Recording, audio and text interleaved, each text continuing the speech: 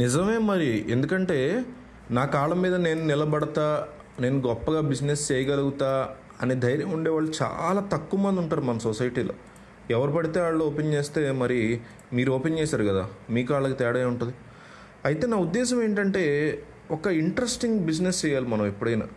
ఎందుకంటే కస్టమర్లు ఈ రోజుల్లో క్వాలిటీ ప్రొడక్ట్స్ దాని యొక్క ప్యాకింగ్ ఎట్లా ఉంది అనేది చూస్తున్నారు తప్ప చాలామంది ధర విషయంలో వెనకడుగు వేయట్లా. క్వాలిటీ, ప్యాకింగ్ ఈ రెండిట్లో మాత్రం పొరపాటును కూడా కాంప్రమైజ్ అవ్వట్లా. కావాలంటే ధర విషయంలో చక్కగా కాంప్రమైజ్ అయిపోతున్నారు. అందుకని ఈరోజు చిన్న చిన్న షాప్స్ దగ్గర నుంచి పెద్ద పెద్ద మార్కెట్స్ వరకు ప్రొడక్ట్స్ని ఎంత ఆకర్షణీయంగా కుదిరితే అంత ఆకర్షణీయంగా ప్యాకింగ్ చేసుకోవాలి, క్వాలిటీ బాగా మెయింటైన్ చేసుకోవాలి అనేది అర్థం చేసుకుంటున్నారు.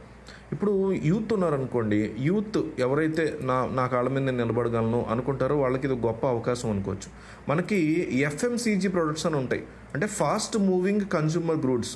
అంటే ఎక్కువ కాలం ఉండవు ఇవి, టకటకటక ఇవి ప్రొడక్ట్ వచ్చేస్తుంది, సేల్ కూడా టకటకటక అయిపోతుంది. దీనికి ఎక్కువ కాల పరిమితి ఉండదు.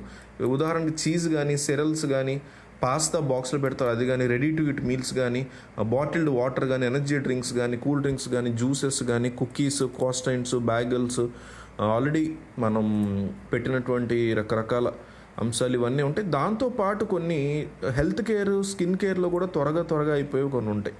వాటిని మనం చాలా జాగ్రత్తగా వాడుకోవచ్చు, వాటిని జాగ్రత్తగా మంచి ప్యాకింగ్ చేసి అమ్ముకోవచ్చు. ఒక్కోసారి సోప్స్ కానీ, టూత్పేస్ట్లు కానీ, క్లీనింగ్ మెటీరియల్స్ ఇవి కూడా ఎఫ్ఎంసీజీ కిందకు వస్తాయి.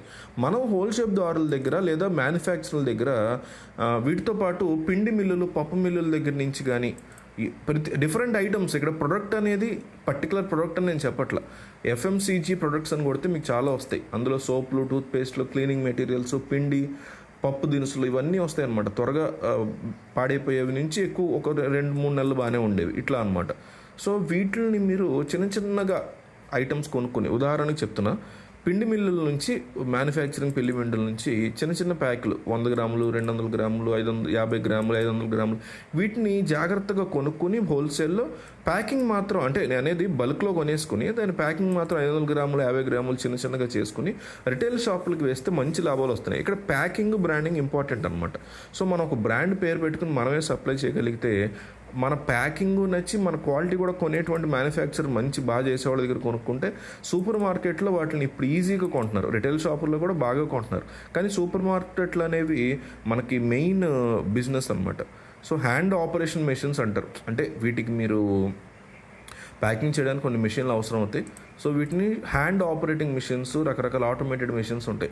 హ్యాండ్ ఆపరేటింగ్ మిషన్స్ అంటే 25,000-50,000 వచ్చేస్తాయి. కాబట్టి మీరు అప్పు చేసో లేకపోతే తెలిసిన వాళ్ళ దగ్గర తీసుకున్నా మీ కాళ్ళ మీద మీరు నిలబడాలనుకునే వాళ్ళు చక్కగా స్టార్ట్ చేసుకోవచ్చు. మీకు రిటైల్లో అమ్మాలని లేకపోతే సూపర్ మార్కెట్లు కూడా మనం పెట్టుకోవచ్చు. లేదు మనమే సూపర్ మార్కెట్ పెట్టాలి, మనకు బాగా పెద్ద ఇన్వెస్టర్ ఉన్నాడు, మా మామయ్యో మా తాతయ్యో పెడతాడు, మాకు డబ్బు ఉందనుకుంటే హ్యాపీగా 10 లక్షలు పెట్టి చిన్న సూపర్ మార్కెట్ పెట్టేసుకోవచ్చు.